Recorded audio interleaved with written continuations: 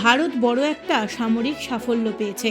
2025 সালের 23শে ডিসেম্বর ভারতীয় নৌবাহিনীর সাবমেরিন আইএনএস আরিঘাট থেকে K4 মিসাইল সফলভাবে পরীক্ষা করা হয়েছে।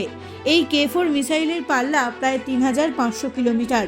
আগে ভারতের কাছে K15 মিসাইল ছিল, যার পাল্লা ছিল মাত্র 750 কিলোমিটার। তাই চীনের অনেক জায়গায় আঘাত করা সম্ভব ছিল না। কিন্তু এখন K4 থাকায় ভারত সমুদ্রের গভীর থেকে লুকিয়ে থেকেই চীনের বড় শহর ও সামরিক ঘাঁটিতে আঘাত হানতে পারবে। এই পরীক্ষার ফলে দক্ষিণ এশিয়া ও আশেপাশের অঞ্চলে শক্তির হিসাব বদলে গেছে। চীন ও প্রতিবেশী দেশগুলোকে এখন ভারতের সামরিক ক্ষমতা নতুন করে ভাবতে হবে। এই কারণেই বিশেষজ্ঞরা বলছেন K4 মিসাইল ভারতের জন্য সত্যিকারের গেম চেঞ্জার। এই পরীক্ষার সময় চীনের গুপ্তচর বৃত্তি প্রচেষ্টাও চোখে পড়ার মতো।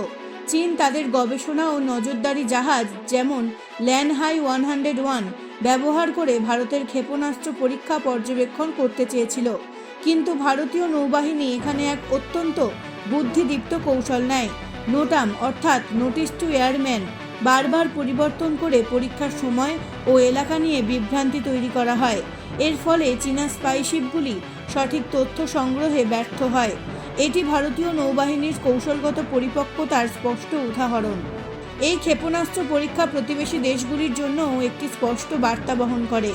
বাংলাদেশে চলমান রাজনৈতিক অস্থিরতা ও পরিবর্তনের প্রেক্ষাপটে ভারত দেখিয়ে দিল সে অঞ্চলের নিরাপত্তা পরিস্থিতির উপর তার পূর্ণ নিয়ন্ত্রণ ও নজরদারি রয়েছে। ভারত তার নো ফার্স্ট ইউজ অর্থাৎ আগে পারমাণবিক অস্ত্র ব্যবহার নয় এই নীতিতে অটল থাকলেও একই সঙ্গে তার গ্র্যান্টেড সেকেন্ড স্ট্রাইক ক্যাপাবিলিটি সম্পূর্ণ প্রস্তুত। অর্থাৎ যদি ভারতের উপর পারমাণবিক আক্রমণ হয় তবে ভারত নিশ্চিতভাবে পাল্টা আঘাত হানতে সক্ষম। এই পরীক্ষায় প্রমাণ হয়েছে ভারত এখন আগের থেকে অনেক বেশি নিরাপদ। ভারত মাটি, আকাশ আর সমুদ্র তিন দিক থেকেই পারমাণবিক শক্তি ব্যবহার করতে পারে। আইএনএস আরিঘাট আর ভবিষ্যতের আইএনএস আরিধামান দেখাচ্ছে যে ভারত সবসময় সমুদ্রে শক্তিশালী সাবমেরিন রেখে নিজের নিরাপত্তা নিশ্চিত করতে চায়। এতে শত্রু দেশ হামলা করার আগে বহুবার ভাবতে বাধ্য হবে।